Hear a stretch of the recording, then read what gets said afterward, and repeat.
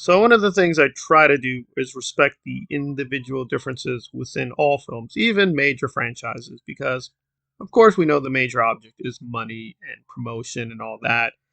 That's how films operate. You have to make at least a certain amount to keep going, but there are special cases where it gets offensively stupid and just insulting to the audience. We all know this. This is very recent history, whether Avengers Endgame or perhaps technically a better story, but still a really terrible film like Justice League or Justice League by Joss Whedon, which they now admit openly, yeah, we knew it was a bad film, but we had to put it out there to make money. And yeah, we felt sorry.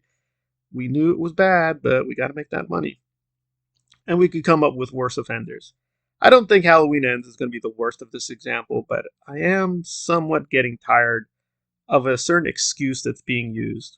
And I don't mind novelty, I don't mind artistic films, but now we're hearing that, well, they tried something new. So let's work through that using Avengers as a comparison, because the structure is alarmingly the same. So we have one story where the titular villain, quote, wins or does enough to affect, quote, the fictional universe, and the consequences reverberate to the next film. And the next film are dealing with the consequences of the first film, and it seems like, quote unquote, the villain is dead, or at least neutralized, but no, no, no, surprise, the villain does return to plague the heroes. And the two films are filled with tons of Easter eggs and nostalgia moments, and they even replay outright clips from the other old films, and they're banking on nostalgia to rush through pretty weak stories and, frankly, a gullible audience who thinks, at least they tried something new. But did they? Did they really? So my beef with Avengers, Infinity War, and Endgame is pretty simple, is what is Thanos exactly? It seems they're presenting him as a villain, but you could also call him an anti-hero. And what is his major thing? Well, apparently, populations are growing too big. And preemptively, that has got to be one of the dumbest pretexts in the universe. Because, of course, does every planet with living creatures have a population problem? And the answer would be no. Each planet might have their own unique problem. So, right away, this plan makes no sense. Okay, let's put that aside. Fine. Villains can be stupid, or anti heroes can be stupid. But that brings up the next problem is, did he do anything wrong? It seems that he did. Captain America says, well, maybe there were some good effects, but we gotta reverse what he did. And that seems fine. But then, of course, they do the time travel thing, and it's like, okay. And they use it as an excuse to play old scenes from the other movies. And then you realize, that's this film. We're not doing a real story. We're going to do nostalgia moments and a final epic battle. And what do we get with Halloween Ends? Nostalgia moments and final epic battle. But I would be forced to say the Thanos battle wasn't that good. It even has editing mistakes, but it is pretty flashy. Some of the special effects were interesting, and they did give you kind of these rousing moments, like, right, Captain America wielding the Thor hammer. The Halloween Ends battle was pretty weak in comparison. It's fine onto itself. I mean, it gets the job done. Michael does put up a struggle. People say, well, he's a little bitch. No, he does fight back a little bit. He does get a few good hits in.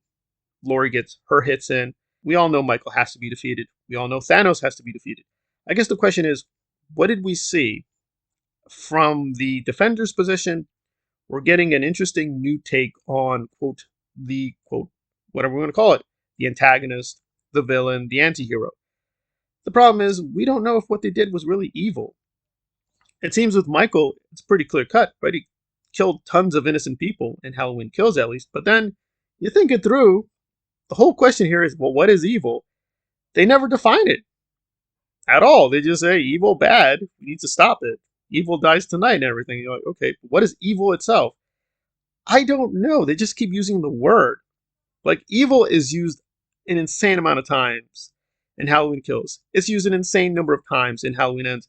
I am no closer to understanding evil. It's just evil. Evil is evil. Evil bad. Stop the evil. What is evil? Not really going to stop to define it. And the same thing with Infinity War and Avengers Endgame. What exactly is the dilemma here? The nearest I could come to, as far as I know, being serious about it, is population growth bad, resources finite. Well, simple question, are resources finite? Especially with an infinity gauntlet. It has infinity in the title. Can't you make resources, infinite? You go from finite to infinite. So is this thing a real problem? Finite resources with an infinity gauntlet? I don't know. They never stopped to go through it. In fact, they don't really even say what he did was evil. They're just like, well, we need to reverse it, bring back the friends. We can't let those people who died, even though they just technically disappeared, they didn't die. Okay, we got to bring them back. But why do we need to bring them back? Don't know. We just need to reverse the effects. And you're like, okay. But maybe there's an opposing side to that argument. Maybe he did, quote, do a bad thing, but it had good consequences. And it's shocking, but at least Halloween Ends does deal with that, saying, well, yeah, Michael did a lot of bad things, of course, but in Halloween Ends, he technically does kill off a lot of bad people. So is evil always bad? Can even good consequences from bad things be bad? I don't know. They don't bother to go through the questions. It's just like, okay, the point is this. We're going to do the nostalgia, then we're going to get to the final fight. And if I just gave you that description, you cannot tell the difference between Infinity War, Endgame, or Halloween Kills, or Halloween Ends. It's basically the same model. If people respectfully love Halloween Ends, or Endgame, or Infinity War, that's great. I have no issue with that. I'm just telling you, you don't want to, quote, defend the films or give reasons for the film being good as, well, they tried something new. Because that is just demonstrably false. They just kept doing the same things over and over and over again. They just repeated plot points. They even use old clips of their own franchise and just shovel it in your face and say, but see, we promised a final epic fight with, the villain guy. And you're like, but is it the same villain guy? At least I would give Endgame this, that technically Thanos was a different character, technically, because they plucked him from a different timeline. But Halloween Ends has the same dilemma. Is this really Michael from 2018 or Halloween Kills? Technically, yes, but you can make a persuasive case. No, he's not. He's completely different. But he's Michael Myers enough for the final fight. The final fight may be pathetic, but that's all they promised you, right? Nostalgia, final fight. Nostalgia, final fight. Nostalgia, final fight. And I understand it from the corporation's point of view, they just need to make money. I'm a little bit more puzzled at actual hardcore fans that want to clutch onto these things. And that's fine if you want to love it honestly. But I have a problem with the dishonest love where it's like, at least they tried something new. There's nothing new about this formula. It's been around a long time. I think what's really new is trying to make it more pretentious. Like, it's so deep. It was so philosophical. They discussed, like, should a population be small or should a population be big?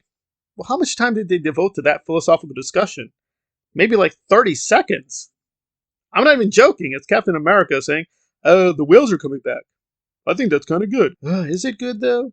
And that's it. We're moving on to the time travel plot and the final fight. Same thing with Halloween Kills and Halloween Ends. Is Michael really evil or was Haddonfield evil? It's like Sartain. I want to see the Ebal. I need to know the Ebal. Michael is close to the Ebal. What exactly is evil? What is the nature of evil itself? I don't know. I mean, the closest we get is, well, it's how we respond to fear. We have choices. We know that by definition. By definition, human beings have choices. You're going to have to dig deeper for this to be philosophically deep. Just citing Nietzsche twice in a film doesn't make it deep. It just makes it really pretentious. It's fine if you want to love these films, but I think we got to move on beyond the defense of they tried something new. Because nope, they didn't really try anything new. They're trying something really old. They're dressing it up new. That's fine. I understand that. But saying it's actually new, I'm going to need a little bit more persuasive evidence.